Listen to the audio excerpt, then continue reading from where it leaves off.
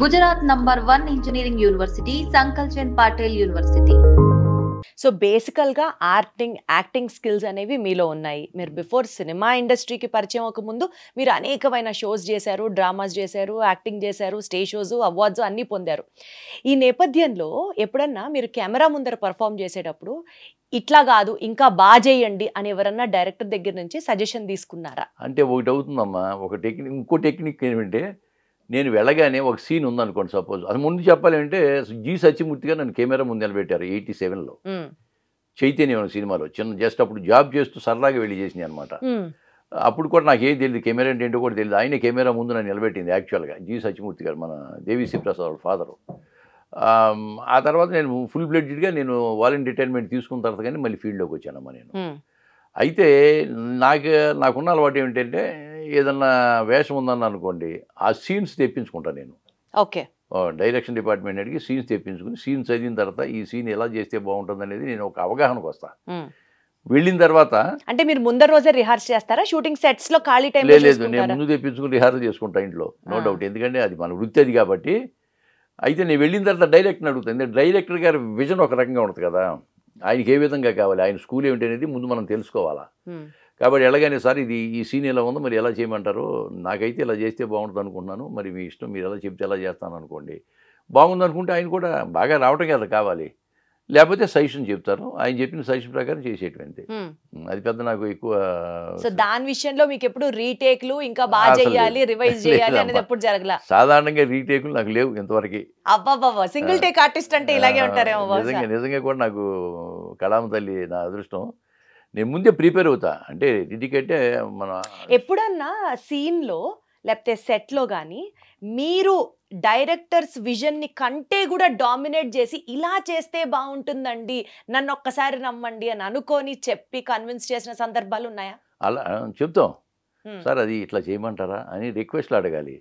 కొంతమందికి ఆ డైరెక్టర్స్ కొంతమంది ఈగో ఉందనుకోండి, ఈగోయిజం, నేను చెప్పింది చేయాలని అనుకోండి, సాధారణంగా అనరు ఎవరన్నా. ఎందుకంటే బాగా వస్తుందంటే ఏదో ఒక సన్నివేశంలోనో సినిమాలోనో మీ యాక్టింగ్ ఓవర్ షేడ్ అయిపోయిందంట కదా, మిగిలిన వాళ్ళు ఎవరిది కనపడలేదు, మీది మాత్రమే అసలు పవర్ఫుల్ అయిపోయింది, సో మీకు వాళ్ళు చెప్పాల్సి వస్తుంది, కొంచెం మెలోడౌన్ అవ్వండి అని చెప్పాల్సి వచ్చిందంట. ఆ సందర్భం ఏంటో మాకు చెప్పండి. ఒకటేం లేదమ్మా, ఏమి లేదు, సీన్లో ఉందనుకోండి, ఆ సీన్లో ఏ విధంగా చేస్తే మనం ఎప్పుడంటే పక్క క్యారెక్టర్ కంటే మనమే బాగా చేయాలని ఒక దృక్పథం కావాలి, మెయిన్ అది కదా.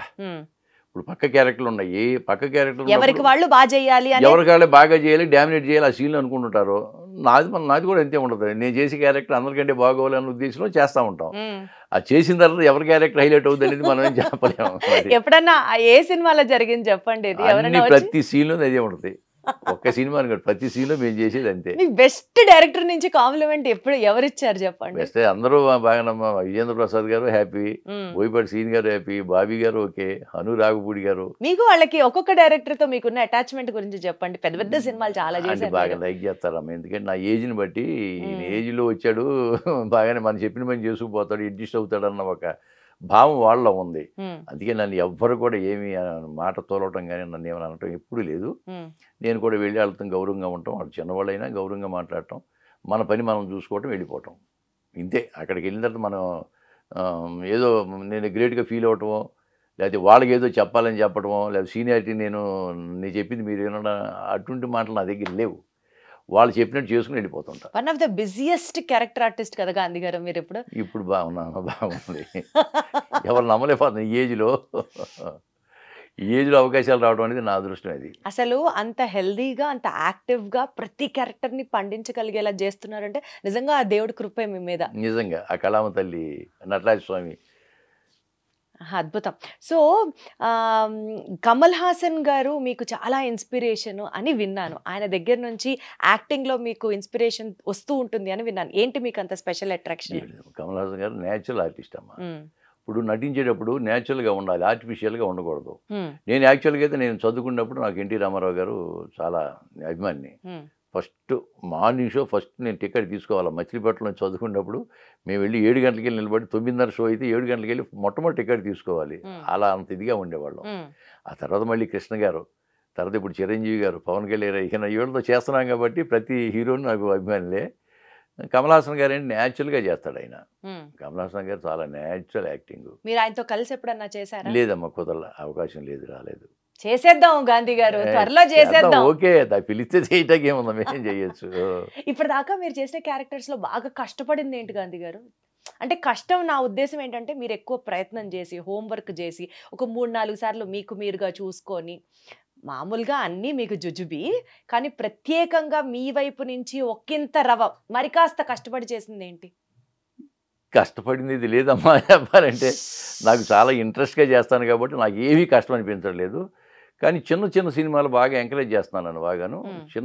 చిన్న సినిమాల్లో పెద్ద పెద్ద వేషాలు పడతాను నాకు. అదేంటంటే పెద్ద వేషాలు ఏంటంటే ఒక ఆర్టిస్ట్గా వాళ్ళకు కూడా పేరు రావాలనే ఉద్దేశంలో నన్ను మామూలుగా సెలెక్ట్ చేసుకోవడం జరుగుతుంది.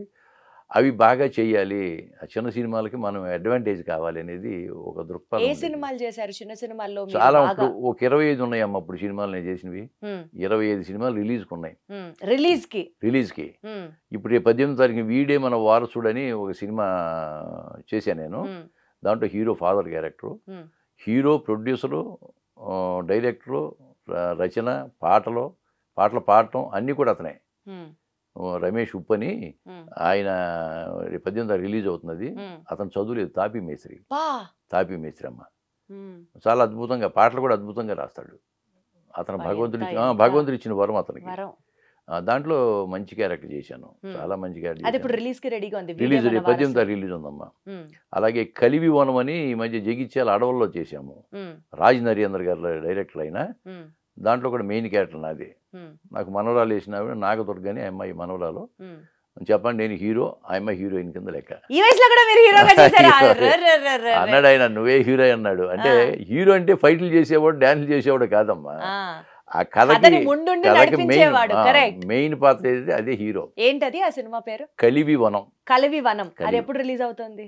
అది నెక్స్ట్ మంత్ అంటున్నారు. అయిపోయింది, మొత్తం రెడీగా ఉంది, సెన్సార్కి వెళ్తుంది. అదొకటి మంచి సినిమా ఈ మధ్యకాలంలో చేసింది.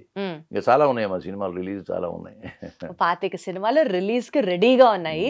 బాలకృష్ణ గారితో, పవన్ కళ్యాణ్ గారితో సినిమాలు చేస్తున్నారు. ఇంకేం కావాలండి లైఫ్ లో మీకు? మీ గోల్ ఏంటి గాంధీ గారు? బాలకృష్ణ గారితో, పవన్ కళ్యాణ్ గారితో మొన్న ఈ ఓజీ చేసా 15 రోజులు డైరెక్ట్ గా ఆయనతోనే సీన్లు. ఆయనతో 3 సీన్లు ఉన్నాయమ్మా నాకు. ఎట్లా ఉంటారండి పెద్ద పెద్ద స్టార్స్, సపోర్టింగ్ యాక్టర్స్ చేసే వాళ్ళ దాంతో? అంటే యూజువలీ చెప్తూ ఉంటారు వీళ్ళు చాలా కలివిడిగా ఉంటారు, వీళ్ళు చాలా గ్రౌండెడ్ గా ఉంటారని. కానీ స్క్రీన్ మీద వాళ్ళని చూస్తే చాలా గంభీరంగా, హీరోయిక్ గా, పాత్ర స్వభావం అది.